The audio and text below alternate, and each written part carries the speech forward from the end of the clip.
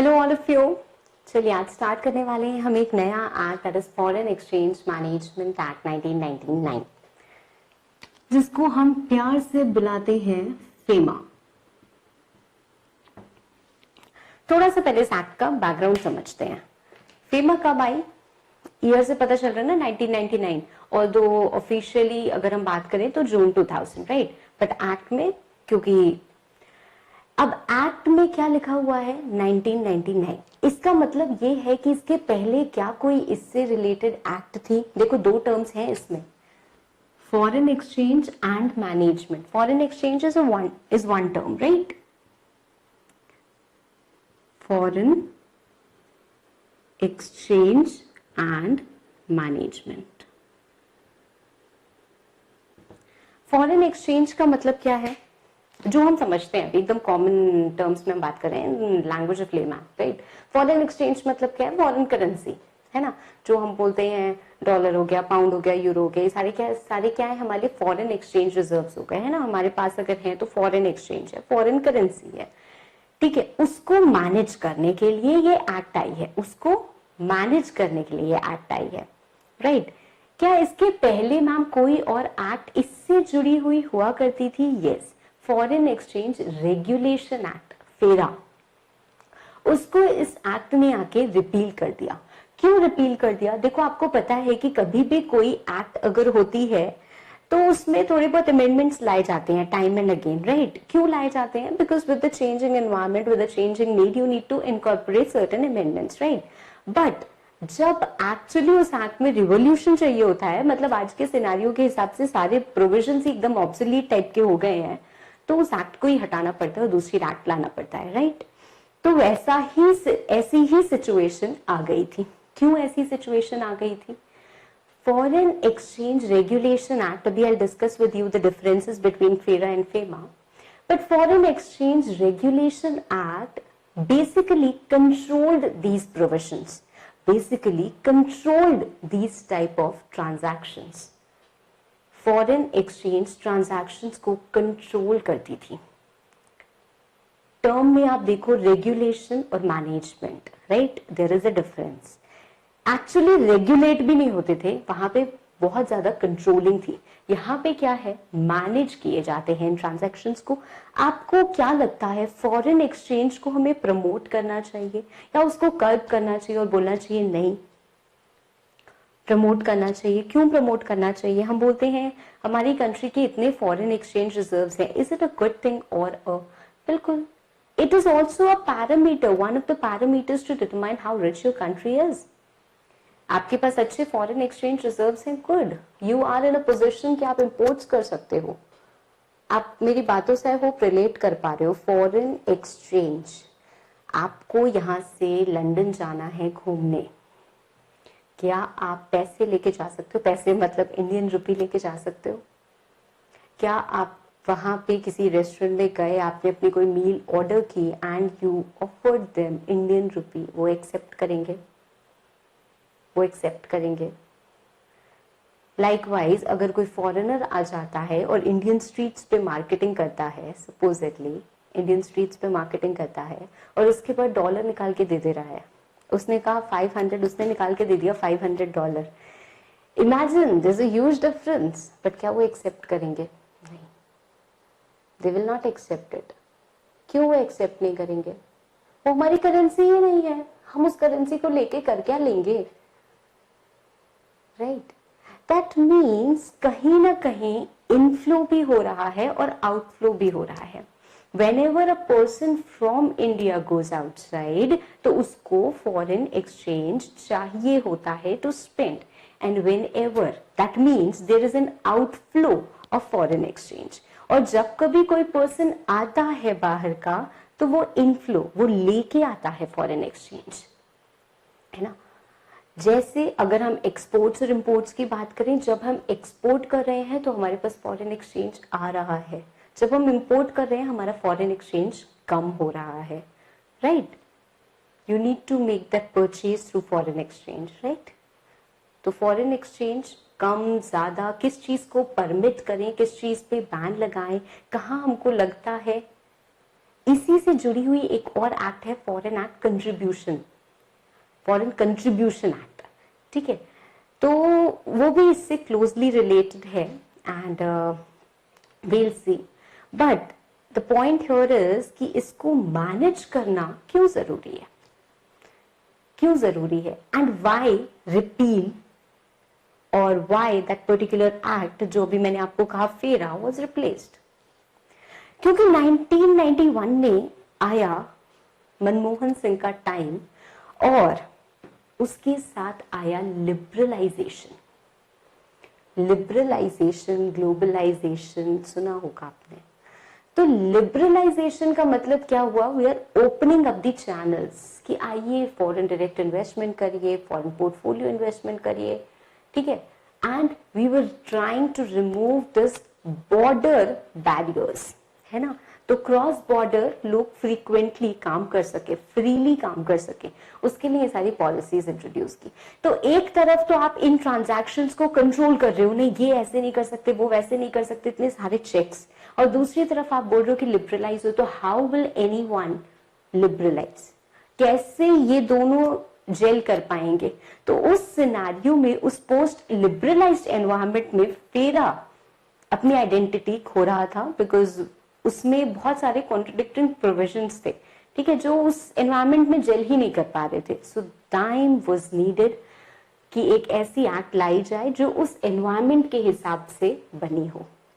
So that is why FEMA was introduced, जो यहाँ पे ट्रांजैक्शंस को कंट्रोल नहीं करता है बट एक्चुअली मैनेज करता है, एक्चुअली मैनेज करता है. मतलब यहाँ पे क्या है, कुछ फ्रीली ट्रांजैक्शंस भी हैं, अभी आप सब धीरे धीरे पढ़ोगे. Capital account transactions, current account transactions, what is PRI, what is PROI. तो एक एक करके जब आप टर्म्स के साथ फेमिलियर हो जाओगे तो आपको समझ में आएगा हाँ what this act is all about. Okay, so this particular, नहीं, फेरा आई थी in the year 1974. Okay, and this particular act was introduced in 1999. Liberalisation का टाइम आया 1991 में. तो तब तक फेरा ठीक थी, उसके बाद फेरा में प्रॉब्लम्स क्रिएट होनी शुरू हुई, ठीक है. सो FEMA came into force on 1st June 2000. इस पर्टिकुलर एक्ट की अगर आप बात करो तो इसमें 7 चैप्टर्स हैं और 49 सेक्शंस हैं, ठीक है. ये एक्ट आई थी with the objective of facilitating external trade and payments and for promoting the orderly development and maintenance of foreign exchange market in India. So nowhere it is controlling. Facilitating external trade and payments, हम तो facilitate कर रहे हैं, we are facilitating, ठीक है, as well as promoting the orderly development and maintenance of foreign exchange. Foreign exchange का जो market है उसको और बूस्ट करना है, उसको मेंटेन करना है, उसको डेवलप करना है. There has to be a balance, ठीक है. मतलब दो मैंने आपको चीजें बताई ना, इनफ्लोज भी होते हैं, आउटफ्लोज भी होते हैं. So we have to maintain that particular market, we have to promote that market, ठीक है. पहले थोड़ा सा डिफरेंस समझते हैं, difference between the two acts, that is FEMA as well as FERA. FEMA and FERA, इन दोनों के बीच क्या डिफरेंस क्या है. देखो, फेरा की अगर हम बात करें तो फेरा का जो मोटिव था वो फॉरेन एक्सचेंज रिसोर्सेज को कंजर्व करना था, ठीक है, कंजर्व करना था कि इसका मिसयूज ना हो और इसको हम कंट्रोल करके रखें, इसका कोई यूज ही ना कर पाए, ठीक है. जैसे हम एनर्जी कंजर्वेशन पे इतना बिलीव करते हैं ना, अब यहाँ पे क्या है, मेंटेन करना है, बैलेंस मेंटेन करना है. आप खर्च भी करो, मतलब इनफ्लो आउटफ्लो दोनों को हम प्रमोट कर रहे हैं, ऐसा नहीं है कि हम सिर्फ. फेमा का मोटिव क्या है, promote and develop foreign exchange management of the country. Okay, नाम से हमें समझ में आ रहा है ना, यहाँ पे क्या हो रहा है, मैनेज किया जा रहा है. वहां पे क्या था, बेसिकली फॉरेन एक्सचेंज ट्रांजैक्शंस को कंट्रोल किया जाता था. जब आप पढ़ोगे अभी पर्सन रेसिडेंट ऑफ इंडिया, तो अब आप देखोगे कि इस पर्टिकुलर एक्ट में, दैट इज फेमा में, person resident in India has nothing to do with the citizenship. पर फेरा में citizenship was the factor to determine this. अब citizenship का कोई मतलब नहीं है, ठीक है? Citizenship is nowhere considered.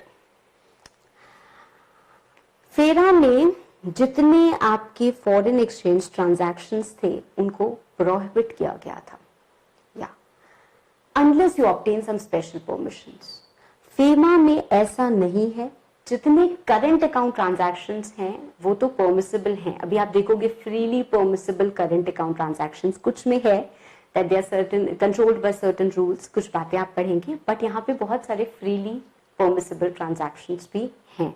वहां पे क्या था, सबको कंट्रोल किया जाता था, सारे के सारे प्रोहिबिटेड थे. फेरा में अगर आपने प्रोविजंस को कॉन्ट्रवीन किया तो आपके ऊपर क्रिमिनल लायबिलिटी भी अट्रैक्ट होती थी, क्रिमिनल ऑफेंस हो जाता था. अब क्या है, only civil liability is there, ठीक है. सो फेरा क्या होता था, बहुत हार्श हुआ करता था. अब फेमा में अगर आपने कुछ भी कॉन्ट्रवीन किया है तो इट विल बी, अब understand civil and criminal liability, right. So FEMA के प्रोविजंस को अगर आपने कॉन्ट्रवीन किया है तो you will be liable that you have done a civil wrong, right. No criminal liability is attracted, subsequently no criminal penalty will be attracted. Okay. फेरा में क्या होता था, presumption of mens Riya. Mains रिया आपको पता है, लॉ में हम ये टर्म बहुत फ्रीक्वेंटली यूज करते हैं. That is presumption of a guilty mind. Presumption of a guilty mind, that means you need to prove otherwise. यहां पे आपको क्या करना होता है, आपको अपना जैसे अगर मैं बोलूं कि आपने सपोजिटली जस्ट एन एग्जांपल कि आपने एक किडनैपिंग की है, ठीक है. Now I don't have to prove कि आपने किडनैपिंग की है, यू हैव टू प्रूव कि मैंने किडनैपिंग नहीं की है. सो कोर्ट अगर इस एक्ट में कोई भी फेरा में, आई एम टॉकिंग अबाउट फेरा, अगर फेरा में कोई भी पर्सन ऐसे आता था कि उसने कॉन्ट्रवीन किया है तो कोर्ट ये मान के चलता था कि ये गिल्टी माइंड का है, यू प्रूव कि मैंने ये नहीं किया है. अब फेमा में ऐसा नहीं है. फेमा में there is no presumption of mens rea, there is no presumption of guilty mind. अब क्या है, जो सामने वाला पर्सन आएगा उसको प्रूव करना होगा कि हाँ इसने, मतलब प्रोसिक्यूशन को प्रूव करना होगा कि हाँ इस पर्टिकुलर पर्सन ने ऑफेंस किया है. You bring some evidence, right. उसके बाद ट्रायल चलेगा. अब ऐसा नहीं है कि there is a presumption of guilty mind. तो पहले आप सोचो कि फेरा में कितने हार्श प्रोविजंस हुआ करते थे, कितनी ज्यादा कंट्रोलिंग हुआ करती थी. फेमा को भी लिबरलाइजेशन के साथ लिबरलाइज कर दिया गया, राइट. फेमा में ऑफेंसेस कंपाउंडेबल हैं, जबकि फेरा में नहीं हुआ करते थे. फेरा में सिर्फ एक एपेलेट अथॉरिटी थी, फेमा में 2 एपेलेट अथॉरिटी है. दैट इज, अभी आप देखोगे special director appeals as well as appellate tribunal. Okay. Legal assistance जैसे होता है ना, राइट टू रिप्रेजेंटेशन, कि आप किसी भी लीगल प्रैक्टिशनर या सीए की हेल्प ले सकते हो under FEMA. Now under FERA you could take help of anyone.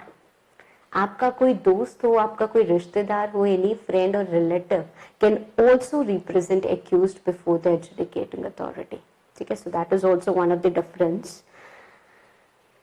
And FEMA में आरबीआई फैसिलिटेटर है, जबकि फेरा में वो एक रेगुलेटर हुआ करता था. So here we are only trying to facilitate things, ठीक है.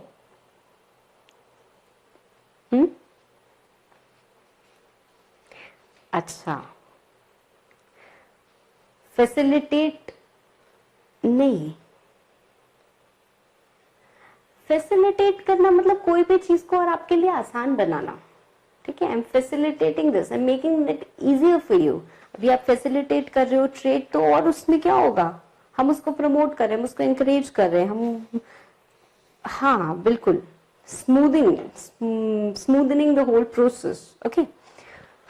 सो यहाँ पे फैसिलिटेटर की तरह एक्ट करता है. So I hope you have established the difference between FEMA and FERA. Clear है डिफरेंस? अब आपको पता है कि क्यों फेरा को हमने रिपील किया और क्यों फेमा को हमने इंट्रोड्यूस किया। ठीक है, फेमा को इंट्रोड्यूस करने का मतलब ये था कि हम एक्सटर्नल ट्रेड वगैरह को क्या करेंगे और फैसिलिटेट करेंगे, और जो फॉरेन एक्सचेंज मार्केट है उसको डेवलप करेंगे, उसको प्रमोट करेंगे। हम ट्रांजैक्शंस को कर्ब नहीं करेंगे, उनको कंट्रोल नहीं करेंगे, हमें कंजर्व नहीं करना है। We want to promote this. ठीक है, we want to encourage people कि और फॉरेन एक्सचेंज मार्केट हमारा बढ़े। ठीक है, we want to attract tourist also. ठीक है, कि लोग आए और उसके बाद हमारे भी फॉरेन एक्सचेंज रिजर्व्स बढ़े। ओके, चलिए आगे बढ़ते हैं। First of all certain definitions, कुछ बेसिक डेफिनेशंस हमको समझनी जरूरी है, उसके बाद हम स्टार्ट कर पाएंगे। फॉरेन एक्सचेंज, अभी तो एक्ट के हम बेसिक्स ही पढ़ रहे हैं। देखो फॉरेन एक्सचेंज, अब फॉरेन एक्सचेंज का मतलब आखिर होता क्या है अकॉर्डिंग टू द एक्ट।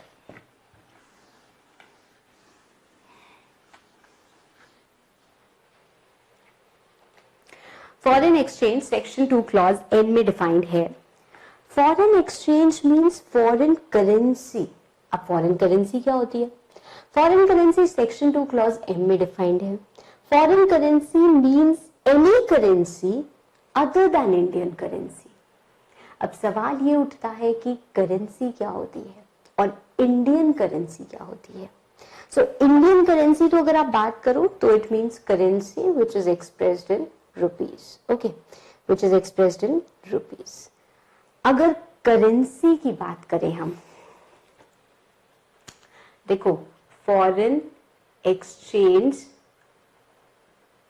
का मतलब फॉरेन करेंसी हो गया, राइट। फॉरेन करेंसी का मतलब नॉट इंडियन करेंसी हो गया। और उसके बाद हमको देखना है कि करेंसी क्या होती है ना। तो सबसे पहले शुरू करते हैं currency, section 2 clause H. Currency includes all currency notes. सबकी पॉकेट में कुछ ना कुछ तो नोट्स होंगे, है ना। कितने भी गरीब अमीर हो यार, थोड़े तो नोट्स होंगे। हाँ, आई थिंक मेरे भी वॉलेट में 10-20 रुपए तो मिल ही जाएंगे, राइट। तो ये क्या है? करेंसी है। करेंसी नोट्स हैं, करेंसी कॉइन्स नहीं, करेंसी नोट्स।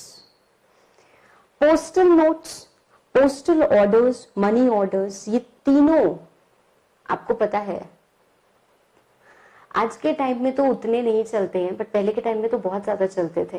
किसी को भी अगर, हाँ अब तो क्या है, इतने एडवांस सारे के सारे इलेक्ट्रॉनिक चीजें जब से रिवाइव हो गई हैं, तब से क्या है, ये चीजें आउटडेटेड हो गई हैं। अदरवाइज पहले क्या होता था, मनी ऑर्डर, पोस्टल ऑर्डर, यही हम सेंड किया करते थे। ठीक है, तो उनको भी बोला गया है they are also actually currency only. अगर आपके पास चेक है तो वो भी करेंसी है, चेक है तो वो भी करेंसी है। ठीक है, अगर आपके पास ड्राफ्ट है तो वो भी करेंसी है, डिमांड ड्राफ्ट। ठीक है, वो भी करेंसी। अगर आपके पास ट्रैवलर्स चेक है तो वो भी करेंसी है। ट्रैवलर्स चेक क्या होता है? ट्रैवलर्स चेक, देखो पहले के टाइम में अगर हम बात करें तो अगर आज आपको कहीं पे भी जाना है, supposedly you want to travel somewhere, तो आप क्या करोगे? You can keep some cash, आप थोड़ा सा कैश रखोगे और आप कार्ड रखोगे अपने साथ, है ना। एटीएम कार्ड, अपना डेबिट कार्ड, क्रेडिट कार्ड, जो भी आपको लगता है कि will be useful to me, वो आप रख लोगे। Why? Because it is not that safe to carry इतना कैश विद यू, है ना। So what you'll do is you'll resort to cards. But पहले के टाइम में ऐसा नहीं हुआ करता था। पहले के टाइम में ऐसा नहीं हुआ करता था। अगर हमें जाना है और मान लो कुछ मुझे बिजनेस डील करनी है, ठीक है, तो मैं कितना कैश लेके जाऊंगी? कितना कैश लेके जाऊंगी? It might cause some problem to me. रास्ते में थेफ्ट हो गया, कुछ भी हो गया, चोरी हो गया, तो क्या करेंगे?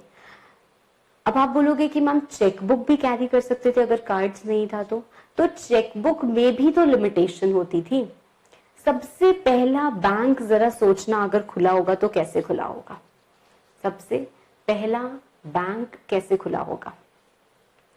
बैंक होगा एक, है ना, एक बैंक होगा, एक सेफ जगह, तो लोगों को बोला होगा आप अपना पैसा यहाँ पे रखिए, हम आपको इंटरेस्ट देंगे, इस तरीके से खुला होगा, राइट। तो ये बैंक CBS तो नहीं है, they not centralised branches, right, कि यहाँ से यहाँ कनेक्टेड हैं सब, कि आपने यहाँ पैसा डाला वहां पता चल गया, इससे निकाल लो उससे निकाल लो, ये कर लो वो कर लो, नहीं। तो ऐसा कुछ भी नहीं हुआ करता था। तो चेक्स के भी क्या थे, लिमिटेशंस थे। तो उस सिचुएशन में चलता था ट्रैवलर्स चेक, जो लोग कैरी करते थे और फिर वो आपको दे देते थे, ठीक है। तो ट्रैवलर्स चेक स्पेशली उन कंडीशंस के लिए हुआ करता था। Then you have letters of credit. Letters of credit भी हम श्योर आपको पता होगा। लेटर्स ऑफ क्रेडिट क्या होता है, जब हम एक्सपोर्ट इंपोर्ट करते हैं तो उन सिचुएशन में क्या होता है, बैंक क्या करता है, LC बना देता है हमारे लिए। वो क्यों बनाता है, बिकॉज सपोजिटली हम कुछ इंपोर्ट कर रहे हैं तो हम उनको बोलेंगे आप पहले हमें दे दीजिए उसके बाद हम पेमेंट करेंगे, तो वो ऐसा नहीं करेंगे। या वो हमको बोलेंगे आप पहले पेमेंट कर दीजिए बाद में हम आपको गुड्स सप्लाई करेंगे, तो हम भी ऐसा नहीं करेंगे। So what we go through is we go through a banking channel, ठीक है। और LC प्रिपेयर होती है, लेटर्स ऑफ क्रेडिट। वो क्या होता है, हमारी तरफ से उनको भी पेमेंट की सिक्योरिटी हो जाती है कि ये तो अब मिलेगा ही मिलेगा, है ना। तो LC इशू हो जाता है और वो हमको देना होता है, तभी हम इंपोर्ट कर पाते हैं। So it is basically mandatory document also. तो लेटर्स ऑफ क्रेडिट को भी हम क्या बोल रहे हैं, करेंसी मान रहे हैं। Bills of exchange, promissory notes, ये सारे के सारे नेगोशिएबल इंस्ट्रूमेंट्स आपके आ गए। Credit cards and other similar instruments as may be notified. अब आप बोलोगे कि मैम इसमें चेक ले लिया, ट्रैवलर्स चेक ले लिया, तो क्यों डेबिट कार्ड्स और ATM कार्ड्स ये सब नहीं लिए। ये सब भी आप ले सकते हो। सो कोई भी चीज which can create a financial liability is a currency. क्यों, debit card is a currency, कहीं पे भी स्वाइप कर दो आप। हुआ कि नहीं हुआ।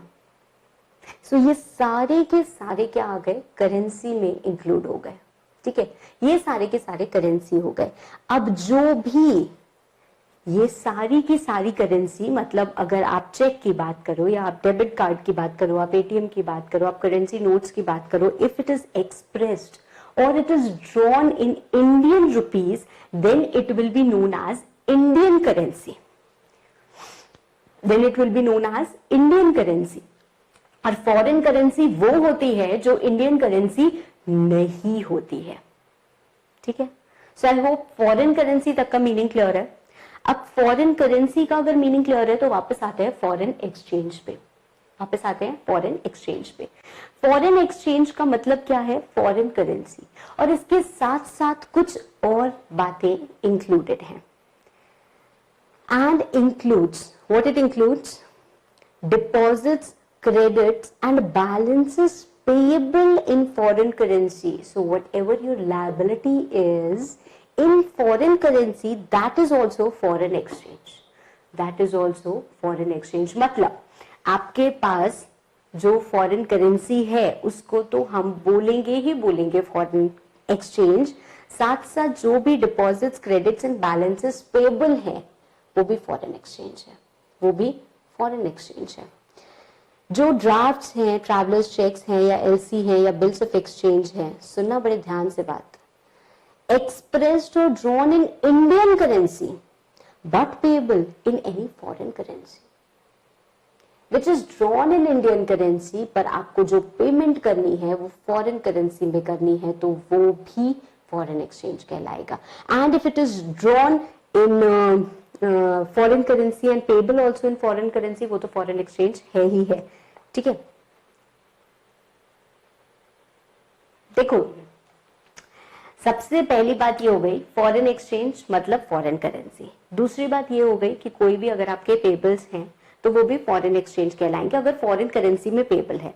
तीसरी बात ये हो गई कि आपने ड्रॉ किया है इंडियन करेंसी में पर आप पेबल कर रहे हो, मतलब यू हैव टू पे इट इन फॉरेन करेंसी, ठीक है, तो वो भी आपका क्या कहलाएगा, फॉरेन एक्सचेंज। चौथी बात, नहीं वो बात जाने दो, चौथी बात कि अगर आपने ड्रॉ किया है outside India but it is payable in Indian currency, कहीं ना कहीं इंडिया का रिलेशन होगा तब ना हम उसको फॉरेन बताएंगे। अगर दोनों फॉरेन है तो फिर वहां के लिए तो फिर हमें उसमें हम कहां से आ गए, right. So drawn in India, payable outside India, drawn outside India, payable in India, ये दोनों के दोनों क्या हो जाते हैं, फॉरेन एक्सचेंज कहलाएंगे। सो सपोजेडली मान लीजिए कोई चेक है which is drawn in India but it is payable outside India, ठीक है, तो ये क्या कहलाएगा, फॉरेन एक्सचेंज ही कहलाएगा, फॉरेन एक्सचेंज ही कहलाएगा। हमने कहीं पे भी ये नहीं कहा पेमेंट और रिसीट्स और इस सब की हम बात कर रहे हैं, हम तो फॉरेन एक्सचेंज की बात कर रहे हैं, फॉरेन रिसीट्स या फॉरेन पेमेंट्स की आप बात नहीं कर रहे हो, मार्क माय वर्ड्स, आप बात कर रहे हो फॉरेन एक्सचेंज की, ठीक है, फॉरेन एक्सचेंज की नहीं। सपोजेडली अगर आप बोल रहे हो कि वहां पे क्या है ma'am, it is deposits credits and balances payable in any foreign currency को आपने बोला ना, डिपॉजिट्स बैलेंसेस इन पेबल, नहीं नहीं बिल्कुल नहीं, अभी आपको समझ में आ जाएगा वो। So I hope this is clear. Foreign exchange का मतलब क्या हो गया, foreign currency and includes deposits credits balances payable in any foreign currency, drafts, travelers checks, LC, bills of exchange expressed or drawn in Indian currency but payable in any foreign currency, drawn outside India but payable in Indian currency.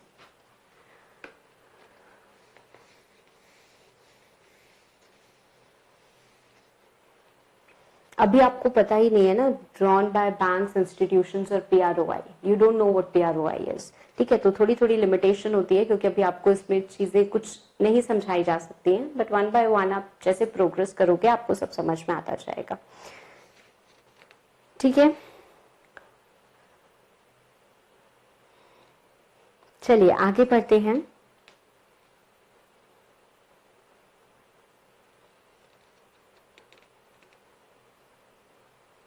Coins क्या include नहीं होते, coins बिल्कुल include होते हैं। कहां पे, currency includes all currency notes, नहीं, यहाँ पे करेंसी नोट्स का मतलब ये नहीं अब आप 100 रुपीज का अगर कॉइन निकल जाएगा तो क्या कॉइन्स इंक्लूड नहीं होंगे, बिल्कुल होंगे। So currency notes include cash in the form of coins as well as notes, ठीक है, बैंक नोट्स, नहीं नहीं नहीं, वो कंफ्यूजन मन में मत क्रिएट करो, ऐसा नहीं है। हाँ ठीक है, नोट्स को मैंने स्पेसिफाई किया तो दैट मीन्स ओनली, हाँ नहीं, अच्छा let me make this very clear, currency notes आपने जहां पे देखा ना, currency includes all currency notes, तो ऐसा नहीं है कि वहां पे कॉइन्स इंक्लूड नहीं हो रहे, कॉइन्स भी इंक्लूड होंगे, ठीक है। अब गवर्नमेंट निकाल देगी अगर तो, ठीक है।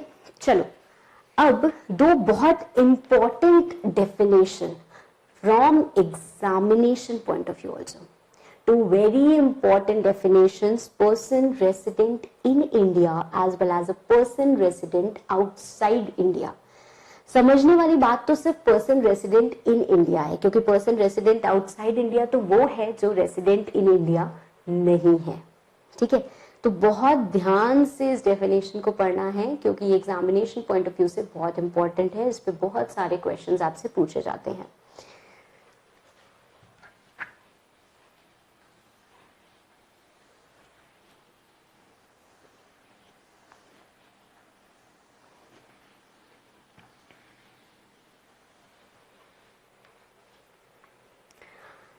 सबसे पहले तो पर्सन का मतलब क्या होता है, आपने कई जगह कई एक्ट्स में बहुत सारी डेफिनेशन पढ़ी होगी, यहाँ पे भी सिमिलर डेफिनेशन है। इंडिविजुअल हो गया, HUF हो गया, कंपनी हो गया, फर्म हो गया, any association of persons, body of individuals whether incorporated और not, artificial judicial person, then agency, office, branch owned और कंट्रोल्ड बाय सच पर्सन, ये सारे के सारे क्या आ गए, पर्सन की डेफिनेशन में आ गए। एजेंसी, ब्रांच, ये सब भी पर्सन की डेफिनेशन में आ गए। अब सवाल ये उठता है कि पर्सन रेसिडेंट इन इंडिया कौन है। एक बात तो मैंने आपको पहले ही क्लियर कर दी थी कि सिटीजनशिप से इसका कोई लेना देना नहीं है, ठीक है। So we have nothing to do with citizenship, citizenship is irrelevant. अगर आपसे एग्जाम में क्वेश्चन पूछा जाता है he is not a citizen of India और ये सारी कंडीशंस फुलफिल हो रही हैं, तो क्या वो पर्सन रेसिडेंट ऑफ इंडिया कहलाएगा, तो बिल्कुल कहलाएगा। Citizenship is not relevant, okay. Person resident in India means, अच्छा एक बात मुझे बताना,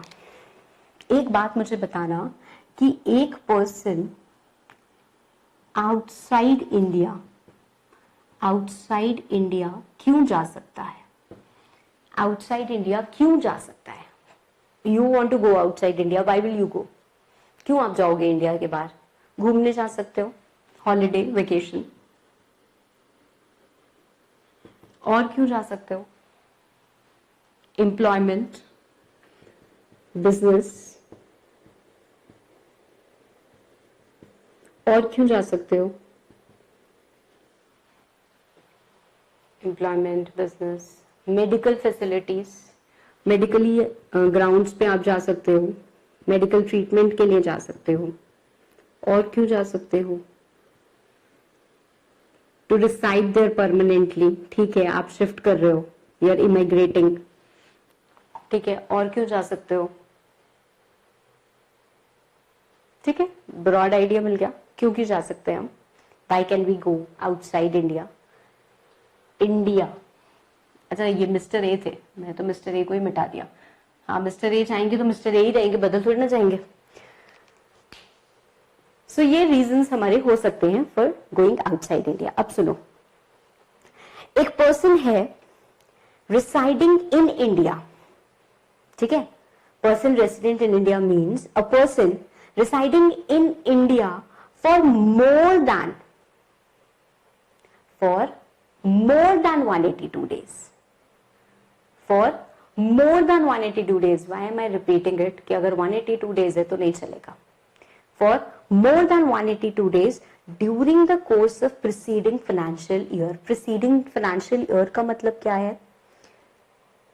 1 अप्रैल से 31 मार्च। तो जब भी आप बात कर रहे हो उसके प्रिसीडिंग फाइनेंशियल ईयर में, उसके प्रिसीडिंग 12 मंथ्स में हम नहीं बात कर रहे हैं, हम उसके प्रिसीडिंग फाइनेंशियल ईयर में बात कर रहे हैं कि क्या आप 182 डेज से ज्यादा रिसाइड कर रहे थे?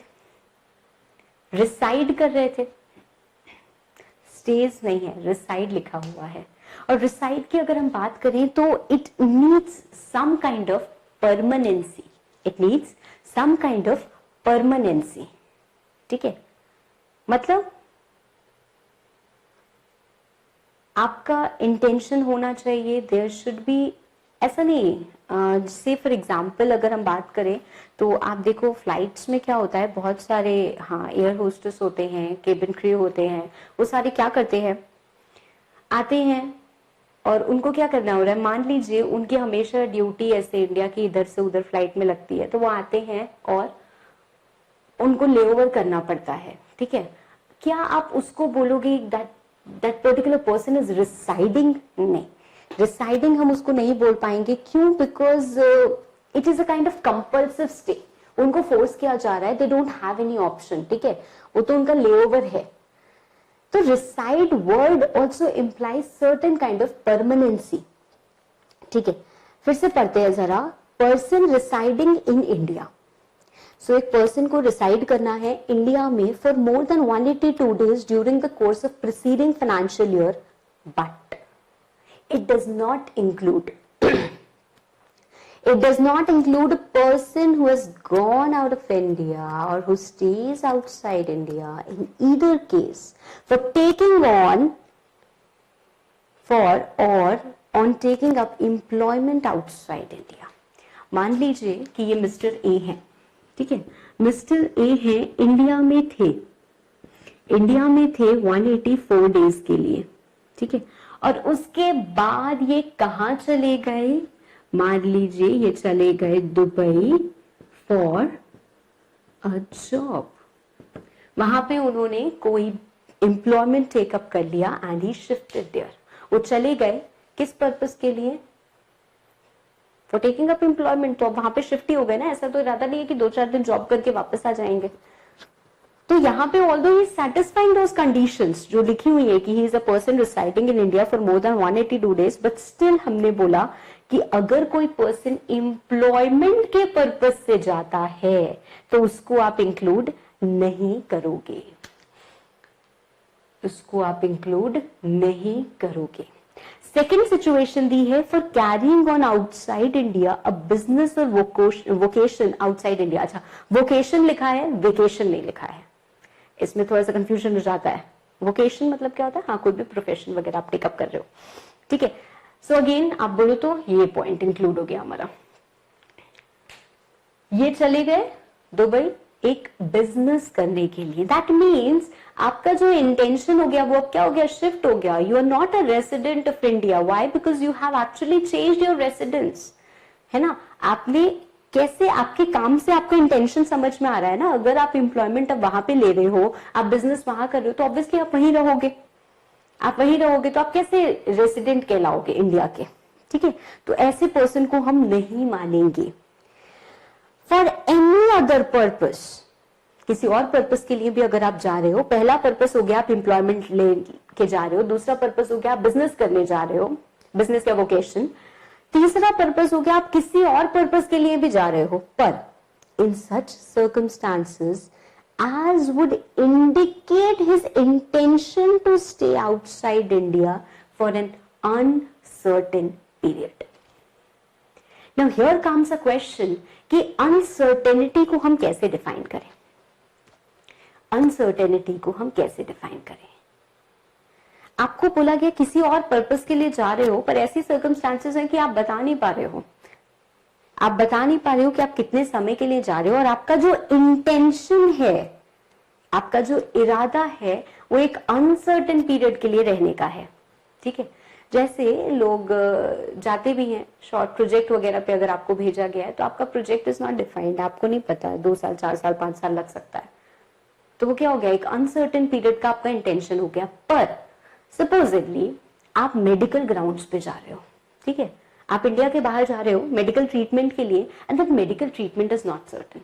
हो सकता है आपको 10-5 दिन लगे, हो सकता है आपको 1 महीना 2 महीना भी लग जाए। So that is not in your hands, that is not in your hand, and your intention is not there to stay for an uncertain period, but that particular situation is only uncertain. तो वहां पे आप इसको ये नहीं मानोगे कि your intention is to stay outside India for an uncertain period, ठीक है। तो नहीं, अगर ऐसे सर्कमस्टांसेस हैं कि आपकी स्टे की सर्टेनिटी नहीं बन पा रही है, आपका टेन्योर सर्टेन नहीं हो पा रहा है, तो that is a different thing. So if we read it again, अगर हम फिर से पढ़े, a person residing in India for more than 182 days during the course of preceding financial year, but it does not include any person who has gone out of India or who stays outside India, India के बाहर अभी गया है या India के बाहर ही रह रहा है, ठीक है। मतलब ऐसी भी सिचुएशन हो सकती है ना, आप इंडिया के बाहर एम्प्लॉयमेंट कर रहे हो और आप आए हो 182 days, आप इंडिया में रह गए, तो आप रेसिडेंट कहला जाओगे? नहीं।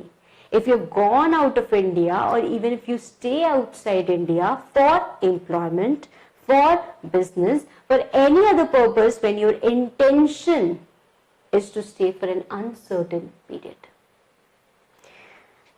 And उसके बाद अगला point, a person who has come to stay in India, अब बाहर का कोई पर्सन आया है, बाहर का कोई पर्सन आया है otherwise than for employment, business or uncertain period. मतलब बाहर का कोई पर्सन आया छुट्टी मनाने, इतना बड़ा हमारा इंडिया है, इतने डाइवर्सिफाइड कल्चर हैं, इतनी सारी चीजें हैं देखने को, देखते देखते टाइम हो गया, 190 days हो गए, तो क्या हम उसको बोलेंगे कि he is a person resident in India? नहीं, no. If any person has come to India for employment, तो वो पीआरआई हो जाएगा, तो वो पर्सन रेसिडेंट इन इंडिया हो जाएगा। पर अगर कोई पर्सन आया है otherwise than for employment, business और for any other purpose as would indicate that his stay in India is for an uncertain period, अगर इन 3 पॉइंट्स के अलावा किसी और बात के लिए वो इंडिया आया है तो वो पीआरआई नहीं कहलाएगा। अगर इन 3 बातों के लिए आया है तो पीआरआई कहलाएगा। जैसे इंडिया है, इंडिया से अगर कोई गया इन 3 बातों के लिए तो वो पीआरआई नहीं कहलाएगा, वो वहां का हो गया। इंडिया में अगर कोई आया इन 3 बातों के लिए तो वो पीआरआई कहलाएगा, वो यहां का हो गया। समझ में आई बात? क्लियर हुई situation?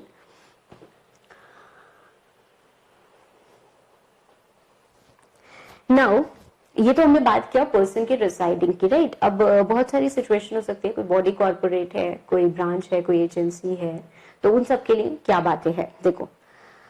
So any person or body corporate who is registered or incorporated in India वो PRI ही कहलाएगी. कोई भी ऑफिस, ब्रांच या एजेंसी जो PRI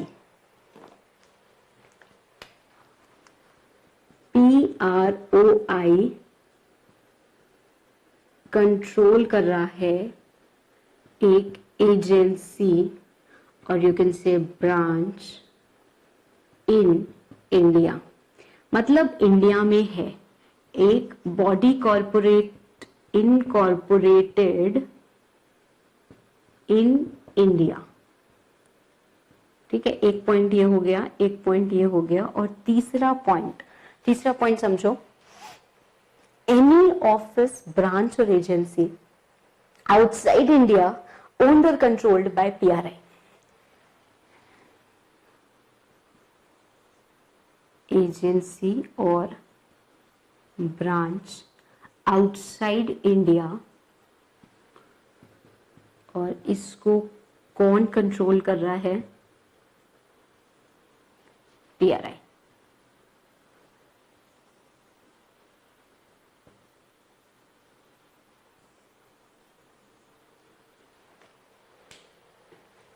So any agency, branch in India which is controlled by PROI, or any agency or branch outside India which is controlled by PRI.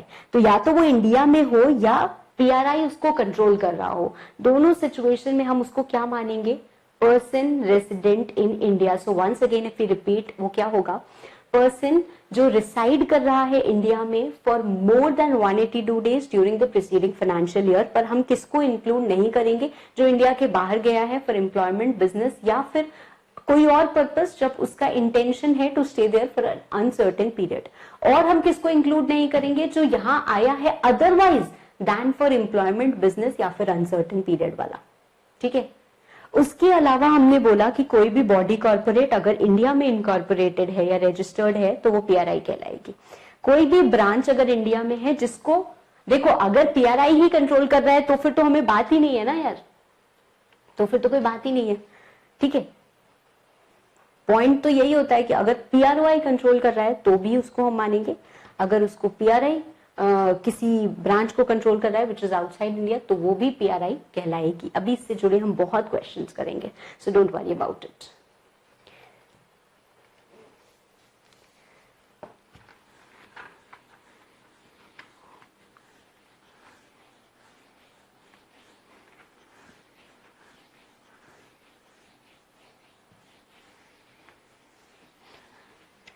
Now next question is कि person resident outside India कौन होता है? Section 2 clause W. Person resident outside India means a person who is not resident in India. तो जो resident नहीं है in India वो क्या हो जाएगा? Person resident outside India. Let's look at certain questions and our concept of PRI and PROI will be much more clear. और फिर मैं आपको बता सकती हूँ कि आखिर हमने ये पढ़ा क्यों है.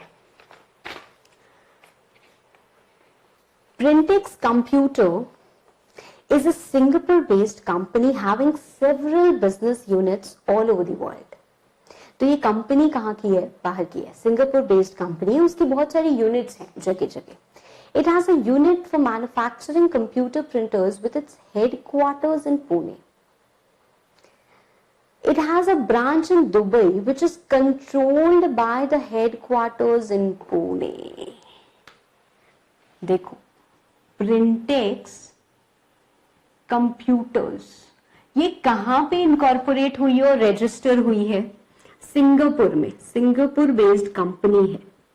मतलब क्या आप इसको बोल सकते हो, सिर्फ इसकी बात सुनना, क्या आप इसको बोल सकते हो कि ये PRI है? It is not a body corporate incorporated in India, incorporated or registered in India. So अगर हम इसकी बात करें तो ये तो PRI है ही नहीं. ये तो क्या हो गई? ये तो क्या हो गया? PROI, person resident outside India. उसके बाद हमने बोला कि इसकी एक यूनिट है जिसके हेडक्वार्टर्स, एक मैन्युफैक्चरिंग कंप्यूटर प्रिंटर्स है, उसका हेडक्वार्टर का है पुणे में। तो क्या मैं बोल सकती हूँ कि कोई भी ऑफिस या ब्रांच या एजेंसी, ठीक है, इसका ऑफिस कहाँ है? पुणे में। तो इसका ऑफिस कहाँ है? इन पुणे। मतलब ये ऑफिस इंडिया में हो गया। So any branch, office or agency which is in India, which is owned and controlled by a person resident outside India is a PRI. तो although इसको कंट्रोल कौन कर रहा है? PROI. स्टिल हम इसको क्या बोलेंगे? PRI. सो इसका जो ऑफिस है, इसकी जो यूनिट है फॉर मैन्युफैक्चरिंग जो पुणे में है, वो क्या कहलाएगी? Person resident in India. इसके बाद बोला गया कि इसकी एक ब्रांच भी है which is controlled by headquarters in Pune.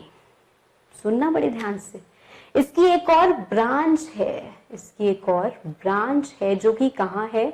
Dubai में है। ब्रांच कहां है? दुबई में है, मतलब इंडिया में नहीं है।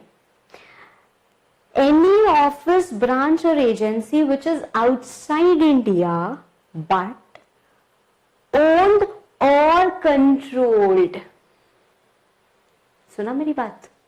ओन्ड और controlled, this particular branch is owned by this Printix computer which is based in Singapore and is a PROI. So अगर यहाँ पे हम सिर्फ ओनरशिप की बात करते ना तो ये PRI कभी नहीं बन पाता। पर अब मेरी बात सुनना, an office, branch or agency outside India controlled by a PRI is also a PRI. इसके लिए क्या लिखा हुआ है? इसको कौन कंट्रोल कर रहा है? It is controlled by headquarters in Pune. It is controlled by headquarters in Pune. That means control ये कर रहा है, ओनरशिप या कंट्रोल दोनों में से कोई भी अगर एक है तो हम इस क्राइटेरिया में पूरे होते हैं। तो ओनरशिप तो नहीं है, this particular branch is owned by PROI but it is controlled bye PRI। तो अकॉर्डिंगली ये भी क्या हो जाएगा? PRI। ये भी क्या हो जाएगा? PRI। कंसेप्ट और क्लियर हुआ? समझ में आया? चलो अच्छी बात है। सो ये PROI हो गया, ये PRI हुआ, ये भी PRI हुआ। ठीक है?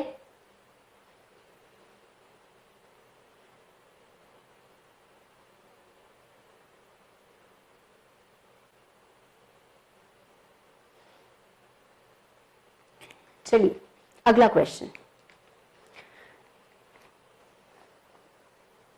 Next question.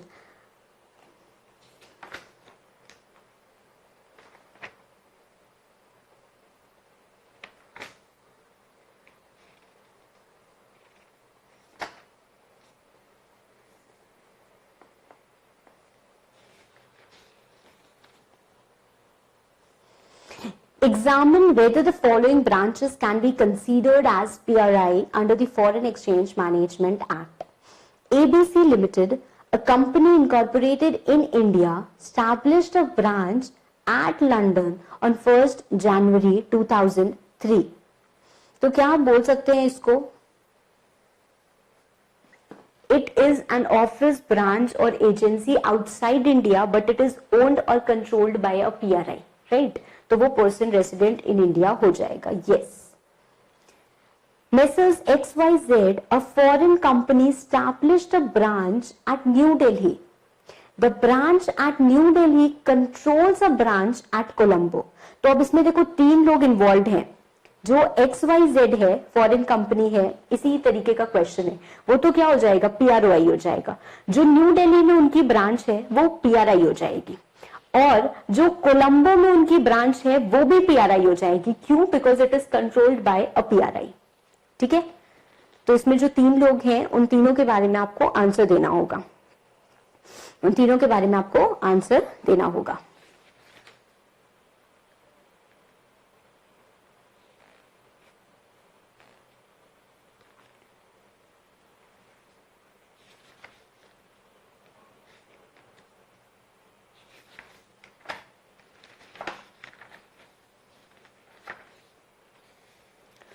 Done.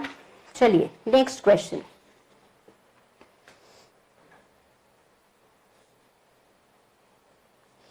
Mr. X resided in India during the financial year 2001 for less than 183 days. ठीक है, he came to India on first more than 182 days दिया है ना, तो more than मतलब 182 days नहीं चलेगा, तो 183 days कम से कम होने चाहिए। ठीक है, he came to India on 1st April 2001 for employment. What would be his residential status during the financial year 2001-2002?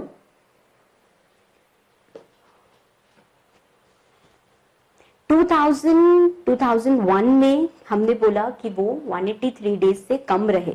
ठीक है, और वो इंडिया में आए, मतलब वो इंडिया के बाहर थे अभी तक, वो इंडिया में आए 2001 को, 1 अप्रैल 2001 को, और हमसे बोला जा रहा है कि उनका residential status during financial year 2001-2002 क्या होगा। तो देखो 2001-2002 में तो वो पूरे टाइम इंडिया में रहे होंगे क्योंकि वो एम्प्लॉयमेंट के लिए आए और फिर वो रहे, पर हम कैसे एलिजिबिलिटी डिटरमाइन करते हैं, प्रीसीडिंग फाइनेंशियल ईयर देखते हैं, तो प्रीसीडिंग फाइनेंशियल ईयर में तो वो नहीं थे, 183 डेज से कम थे, तो he will be called as a person resident outside India only. अगला question, Mr. X resided in India during the financial year 1999-2000. उन्होंने इंडिया छोड़ दिया 1 अगस्त को for USA for pursuing higher studies for 3 years. उनका रेसिडेंशियल स्टेटस हमको बताना है, उनका रेसिडेंशियल स्टेटस हमको बताना है।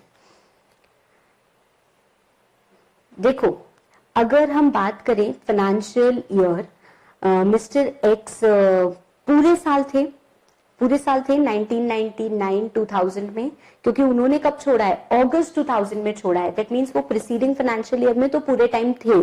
ठीक है, और वो गए हैं बाहर 3 साल के लिए, पर अगर हम अपने क्लॉजेस की बात करें तो ना तो वो एम्प्लॉयमेंट के लिए गए हैं, ना वो बिजनेस के लिए गए हैं, ना वो किसी ऐसे पर्पसेस के लिए गए हैं कि उनका अनसर्टेन पीरियड हो। ठीक है, तो ही is not going for any of these 3 purposes. तो उस पर्टिकुलर ईयर के लिए तो हम उनको क्या मानेंगे, PRI ही मानेंगे।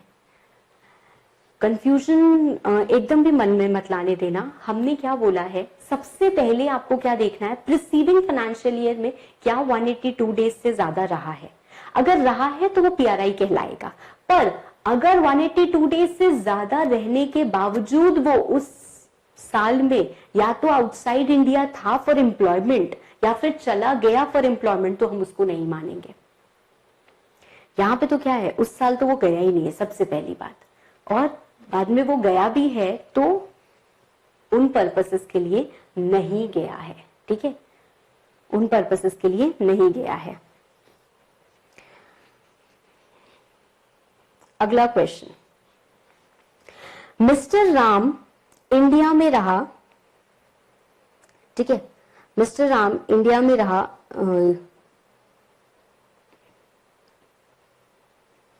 okay, this particular question is not there, right?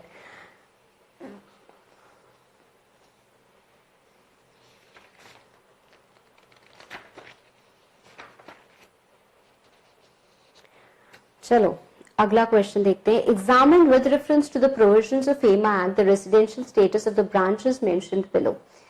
NKP limited एक इंडियन कंपनी है जिसका रजिस्टर्ड ऑफिस है मुंबई में, उसने एक ब्रांच स्टैब्लिश की न्यूयॉर्क यूएसए में, क्या होगी? Yes, it will be a PRI. Why? Because it is controlled by a PRI.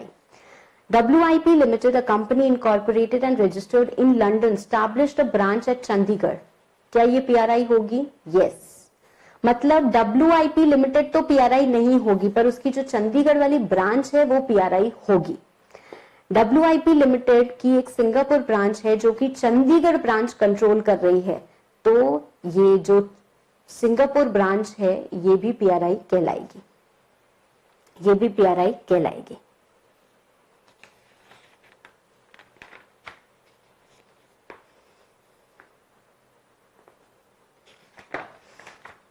अगला क्वेश्चन, मिस्टर सेकर resided in India for a period of 150 days during the financial year 2007-8 and thereafter went abroad. तो 150 दिन वो रहे और उसके बाद India के बाहर चले गए। वो वापस आए इंडिया में 1 अप्रैल 2008 को as an employ of a business organisation. उनका रेसिडेंशियल स्टेटस क्या होगा, उनका रेसिडेंशियल स्टेटस क्या होगा? आप सिंपल देखो ना, 2007-8 के लिए आपको देखना है, सॉरी 2008-9 के लिए आपको देखना है, तो इसका प्रीसीडिंग फाइनेंशियल ईयर कौन सा हुआ? 2007-8। उसमें वो कितने दिन रहे हैं? सिर्फ 150 दिन रहे हैं, सिर्फ 150 दिन रहे हैं। तो ये क्या कहलाएंगे? He will be a person resident outside India irrespective of the purpose of stay. तो सबसे पहला क्लॉज तो आपका यही है कि पिछले साल देखो कितने टाइम पीरियड के लिए थे, ठीक है। उसके बाद आपको देखना है कि अगर उसमें पर्पस कॉन्फ्लिक्ट कर रहा है तो हम उसको इंक्लूड नहीं करेंगे। अगला question,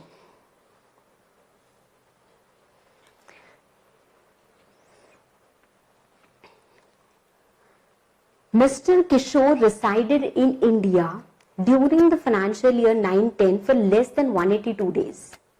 He came to India on 1st April 2010 for business. He closed down his business on 30th April 2011 and left India on 30th June 2011 for the purpose of employment outside India.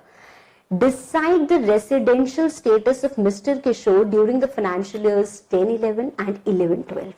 देखो इसमें थोड़ा सा हम analyse करते हैं, because इसमें हमें 2 years का दिया है।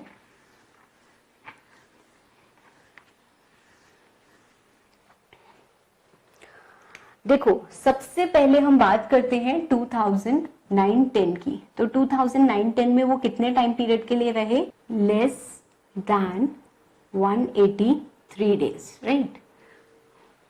इतने टाइम पीरियड के लिए वो रहे।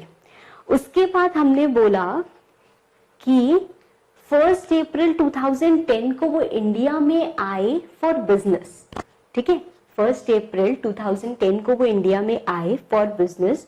उन्होंने अपना बिजनेस क्लोज डाउन किया 30th अप्रैल 2011 को। 1 अप्रैल 2010 से 30th अप्रैल 2011 तक, मतलब पूरे साल वो इंडिया में रहे, राइट। पूरे साल वो इंडिया में रहे। इसका मतलब अगर मैं बोलूं 2010-11 में resided for more than 182 days, right. और उसके बाद 30th जून 2011 को वो चले गए for employment outside India, for employment outside India. कब गए? मतलब 2011-12 में जून में वो चले गए फॉर एम्प्लॉयमेंट आउटसाइड इंडिया। हमको बोल रहा है कि आप हमको रेसिडेंशियल स्टेटस बताइए इस साल का और इस साल का। जब हम इस साल का रेसिडेंशियल स्टेटस डिटरमाइन करेंगे तो हमें क्या देखना होगा? प्रीसीडिंग फाइनेंशियल ईयर में उनका क्या स्टेटस था। तो अगर आप प्रीसीडिंग फाइनेंशियल ईयर की बात मानिए तो प्रीसीडिंग फाइनेंशियल ईयर में वो 183 डेज से कम रहे हैं। So here he will be called as a PROI, that is a person resident outside India. So for financial year 10-11 he will be a person resident outside India. अब अगर हम बात करें रेसिडेंशियल स्टेटस 11-12 का, रेसिडेंशियल स्टेटस 11-12 का, तो यहां पे तो वो पूरे टाइम रहे हैं। So here he will be a PRI. Here he will be a PRI, irrespective of the fact कि वो बीच में चले गए।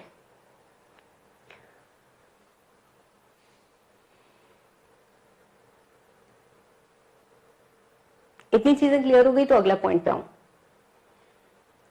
हम कैसे डिटरमाइन करते हैं? Preceding financial year. अब अगर हम वापस अपने क्लॉजेस पे आए, अपनी डेफिनेशन पे आए, तो हमने देखा है कि person resident in India means a person who is residing in India for more than 182 days in the preceding financial year, but does not include a person who has gone outside India for taking up employment, for taking up employment. सो अगर हम बात करें तो वो 30th जून को employment लेने के लिए बाहर चले गए हैं, तो उस डेट से he will cease to be a PRI, he will cease to be a PRI. So up to 30th June वो पीआरआई कहलाएंगे। After 30th June he will be called as a PROI. Now I hope आपको चीजें और clear होंगी।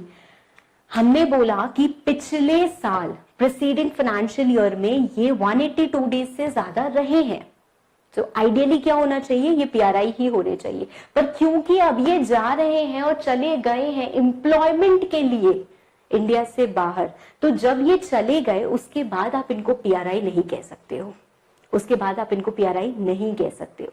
ठीक है, so now after this date he will be called as a PROI. ठीक है,